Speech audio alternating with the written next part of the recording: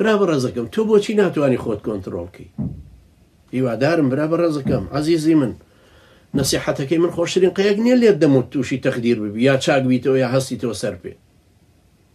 نەسیحەتکردنەکە پێویستی بۆ جەنابیشت هەرڵێم گوێ لە ساتێ یاد بگرە، زنجیرەی ساتێ یاد. من خۆشم کە ئەگەر هەست بە زۆعفی ئیمانم بکەم گوێی لێگرمەوە خۆم کاریگەری لەسەر خۆشم دروست دەکات.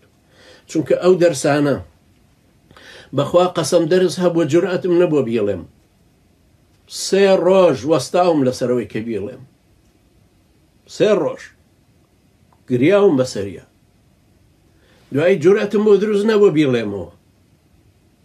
ئەنجا سەبرم گرتووە هەتاوەکو خۆم پاک کردوێتەوە نەسیحەتەکە بکرد.